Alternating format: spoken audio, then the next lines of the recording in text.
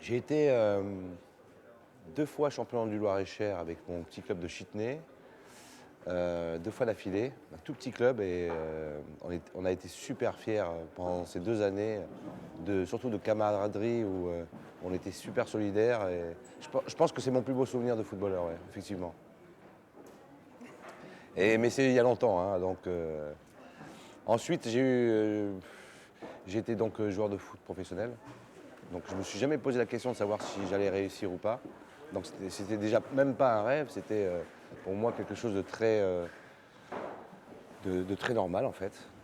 Parce que j'avais la volonté, parce que j'avais surtout beaucoup la passion aussi surtout. Et j'ai commencé à faire mes premiers pas professionnels, je venais d'avoir 18 ans. Donc j'ai commencé à Nantes pendant 9 ans, j'ai été 2 fois champion de France, finaliste de la Coupe de France. Ensuite, je suis parti jouer à Bordeaux, au Girondins, où j'ai gagné coupe et championnat la même saison. Et ensuite, Monaco, où j'ai perdu une finale de Coupe de France. J'ai joué en équipe de France. Je suis d'origine malienne. Salut les Maliens. D'une mère italienne. Salut les Italiens. Non, c'est vrai. Mais voilà quoi. Donc, j'ai pas de meilleurs souvenirs. Il n'y a pas de plus mauvais souvenirs. Il n'y a qu'un grand souvenir, c'est d'avoir pu réaliser ce que je devais réaliser en fait. Et j'ai jamais oublié que j'étais un enfant, surtout. 300 francs. Et honnêtement, j'ai ouvert un compte épargne. Parce que ma mère s'occupait beaucoup de ça, donc j'ai ouvert un compte épargne. Mais j'étais stagiaire, quoi. Je faisais sport-études. Et dans les statuts, on gagnait 300 francs à l'époque. Après, j'ai gagné beaucoup, beaucoup d'argent, mais c'est pas tabou l'argent. Donc, il est vrai que l'argent doit savoir se gérer. Ça, c'est une logique, puisqu'on en vient là. Qu'il faut faire attention à ceux qui peuvent le gérer pour vous. Que la confiance, c'est pas facile. Et puis, c'est pas forcément les parents qui peuvent mieux gérer. C'est pas forcément un agent ou quoi que ce soit. C'est très complexe, en fait. Et après, c'est le destin. C'est très difficile de parler d'argent, déjà quand c'est pas le vôtre. Donc les conseillers ne sont pas les payeurs. Tout ce que je peux dire, c'est que l'argent ne doit pas vous empêcher d'être vous-même et de garder les pieds sur terre. Et la vie passe vite, le temps passe vite et je pense que l'épargne, c'est d'abord s'épargner soi et de faire attention à soi, à sa propre vie, aux choix qu'on a décidé de faire. L'argent est un moteur, c'est une énergie qu'il faut savoir bien développer pour pouvoir en profiter, je dirais, à sa juste valeur. C'est-à-dire qu'aujourd'hui, je produis et je réalise des programmes courts sur Canal qui s'appellent C'est José. Je fais des documentaires, là je prépare un film sur la Coupe du Monde 2010. Je vais raconter le foot par les enfants. On y revient parce que on parle beaucoup du monde des adultes, mais on oublie des fois les enfants. Et je crois qu'eux ont cette spontanéité, ce naturel, cette cruauté aussi, mais très réaliste, de ce que peut représenter notre quotidien, notre vie et nos rêves aussi.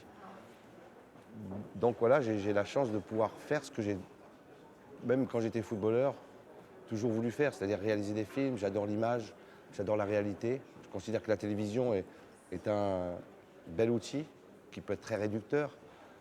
Et je m'engage surtout à montrer des choses qui me paraissent évidentes, c'est-à-dire spontanées, vraies, ne pas masquer les choses sans forcément choquer, mais dire les choses naturellement. Parce que le football est une culture, comme un autre métier peut être. Il y a toujours une culture, il y a toujours des racines qu'il faut respecter. Il ne faut pas oublier les anciens, les écouter et que les anciens fassent avancer les plus jeunes. Je crois que on vit dans un monde de communication, mais personne ne partage. Donc forcément, c'est un peu difficile pour les jeunes. Donc, alors qu'on on est tous ensemble, il y a toujours une correspondance.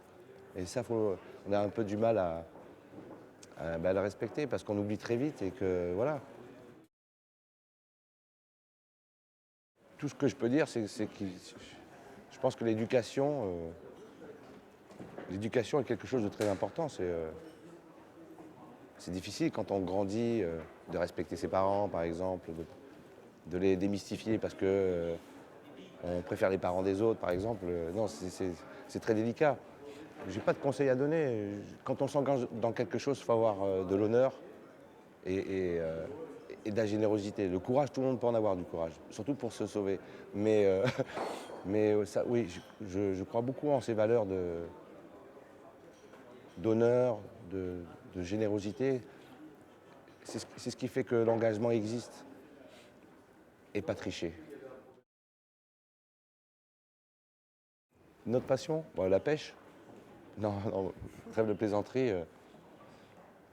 Mais c'en est pas loin parce qu'en fait, quand on pêche, on s'évade et ouais, j'aurais voulu faire être un grand voyageur.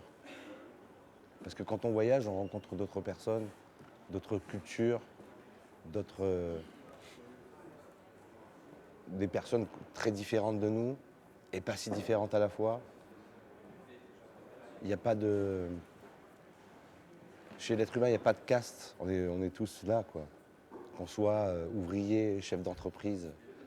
Je crois que quand on va aux toilettes, on est tous pareils, quoi, quelque part. Donc il y a pas de différence. Et le voyage, parce que le voyage, c'est fantastique. Partir loin, même avec pas grand-chose, rencontrer des rencontres, on s'enrichit. On fait sa propre culture, on apprend soi-même. Non, ça c'est. Moi, je suis un autodidacte, alors je parle comme ça, parce que je connais que ça. Mais je pense que c'est pas un mauvais réflexe.